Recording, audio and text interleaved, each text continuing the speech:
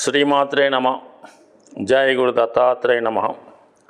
ఈ వీడియోలో మనం ఆగస్టు 16వ తారీఖు నుంచి 31వ తారీఖు మధ్యలో జరగబోయే పక్ష ఫలితాలు ఏ విధంగా ఉండబోతున్నాయి అని తెలుసుకుంటూ, మరి ఈ పక్షంలో ముఖ్యంగా ఉన్నటువంటి గ్రహస్థితి మనం పరిశీలించినప్పుడు మరి రవి సంక్రమణం జరిగింది. అది రవి స్వక్షేత్రమైనటువంటి సింహరాశిలోకి ప్రవేశిస్తూ అక్కడ ఉన్నటువంటి బుధ శుక్రుల్ని కలవడం అన్నది ఒక గొప్ప స్థితి ఈ జాతకానికి ఈ పక్షంలో ఏర్పడడం జరిగింది. ఈ కారణం వల్ల బుధాదిత్య యోగం, అత్యంత బలమైనటువంటి బుధాదిత్య యోగం జరిగింది. అలాగే ఉన్నత విద్యాయోగం కూడా ఏర్పడడం జరిగింది. మరి ఈ రవిగ్రహం పైన శని యొక్క సప్తమ దృష్టి పడటం కూడా జరిగింది. ఇది కొంతవరకు ప్రభుత్వ అధికారులకి, రాజకీయ నాయకులకి ఇబ్బంది కలిగే సూచన కనబడుతుంది. ఇక వృషభ రాశిలో కుజ గురులు మిత్రగ్రహాలై శత్రుక్షేత్రంలో ఉండడం, శని గురువుల మధ్య కేంద్ర స్థితి, కుజ శనుల మధ్య కేంద్ర స్థితి, ఇది కొంతవరకు ఒక రాజకీయ సంక్షోభాన్ని తెలియజేస్తూ ఉంది. అలాగే కుటుంబ సభ్యుల మధ్య విభేదాలు సూచించే అవకాశాలు ఎక్కువగా ఉన్నాయి. ఇక రాహు కేతువులు, కేతువు కన్యారాశిలో సంచరించడం జరిగింది. ఇది ప్రజల యొక్క ఆరోగ్యం మీద ఎక్కువ ప్రభావం చూపుతూ ఉంటుంది. కొన్ని అంటువ్యాధులు లాంటివి ప్రబలే అవకాశం ఉన్నది. అలాగే మరి రాహు మీనరాశిలో సంచరించడం వల్ల ఆధ్యాత్మిక కేంద్రాల్లో అవినీతి కార్యక్రమాలు లాంటివి జరగడం, అలాగే కొన్ని ఆధ్యాత్మిక సంస్థల్లో కానీ దేవస్థానాల్లో కానీ అవినీతి లాంటివి జరగడం, కొంతవరకు వ్యతిరేక కార్యకలాపాలు అందులో ఉన్నటువంటి ఉద్యోగులు చేయడం వల్ల కొంత ఇటువంటివి బయటపడి ఇబ్బందులు లాంటి మన యొక్క సంస్కృతికి మచ్చ తెచ్చే విధంగా జరిగే అవకాశం ఉన్నది.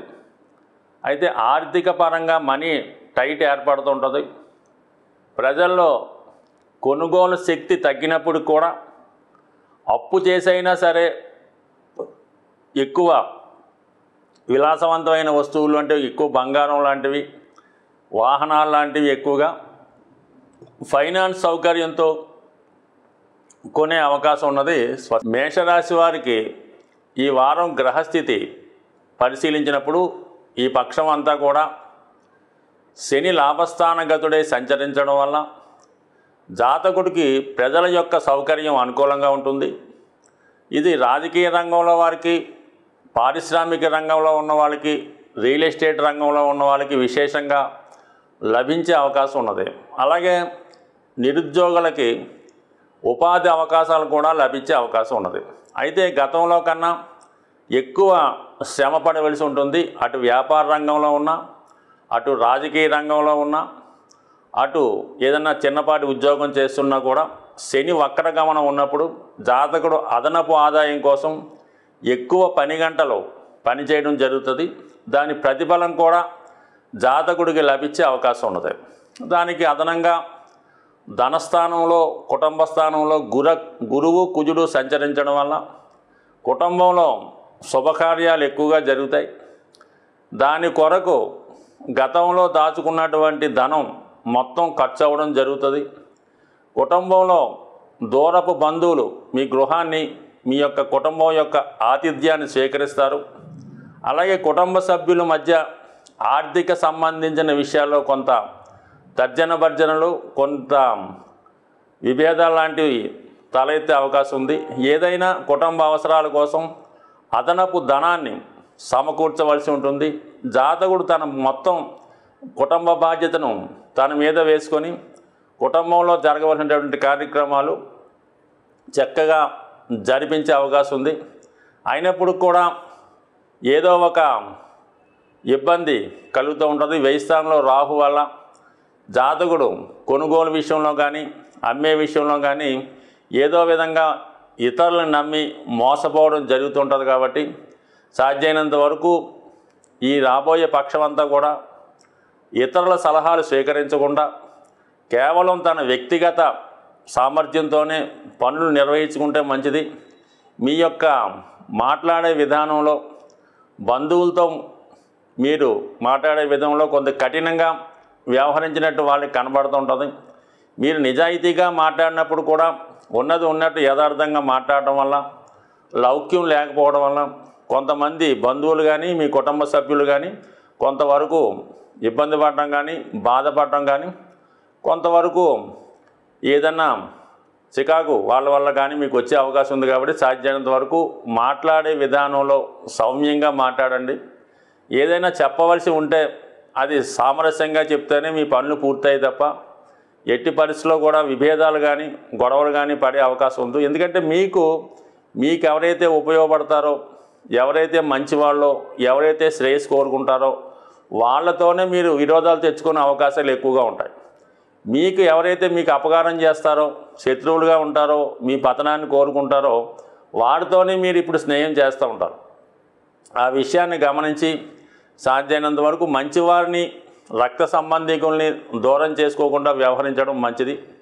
5వ స్థానంలో ఇప్పుడు ఏర్పడినటువంటి బుధాదిత్య యోగం, అలాగే శుక్ర బుధ రవి గ్రహాలు పంచమ స్థానంలో ఉండడం వల్ల జాతకుడికి ఉన్నత విద్య అవకాశాలు వస్తాయి.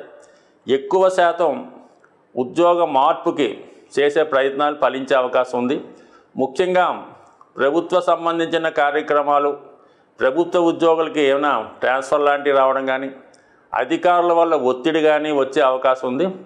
అలాగే మీ కుటుంబంలో ఒకరికి ఏదైనా అనారోగ్య సమస్య ఏర్పడటం కానీ, చాలా వరకు బలహీనపడడం కానీ జరిగే అవకాశం ఉన్నది. అలాగే ముఖ్యంగా ఏంటంటే స్త్రీలకి ఖచ్చితమైనటువంటి ఉద్యోగ అవకాశాలు, అలాగే వివాహ ప్రయత్నాలు ఫలించే అవకాశం ఉంది. ముఖ్యంగా మేషరాశి వారికి సప్తమాధిపతి శుక్రుడు, పంచమాధిపతి రవి, తృతీయాధిపతి బుధుడితో కలిసి పంచమ స్థానంలో ఉండడం వల్ల మీకు స్నేహంగా ఉన్నటువంటి అమ్మాయిలు కానీ అబ్బాయిలు కానీ పరస్పరం వివాహ విషయంలో ఒక అంగీకారాన్ని రావచ్చు. అంటే చాలా కాలంగా మీరు స్నేహం చేస్తూ మళ్ళా ఒకరికొకరు వివాహం చేసుకుందామనే ఒక ఉద్దేశానికి కూడా రావచ్చు. అది కొంతవరకు వాయిదా పడే అవకాశం ఉంది. ఎందుకంటే శని దృష్టి పడడం వల్ల కొంతవరకు పరస్పరం మీ ఇద్దరికి అంగీకారం అయినప్పుడు కూడా అది ఏదో కారణం వల్ల వాయిదా పడే అవకాశం ఉంది. కాబట్టి సాధ్యమైనంత వరకు సామరస్యంగా పెద్దల అంగీకారంతో వివాహానికి ఒక నిర్ణయం తీసుకుంటే త్వరలో వివాహం జరిగే సూచనలు కూడా కనిపిస్తున్నాయి. ప్రతి నెల కూడా ఏదో ఒక పండగ వస్తూ ఉంటుంది. అయితే కొన్ని పండగలో జాతకుని యొక్క గ్రహ దోషాలు తొలగించుకోవడానికి, జీవితంలో అభివృద్ధి చెందడానికి ఉపయోగపడుతుంటాయి.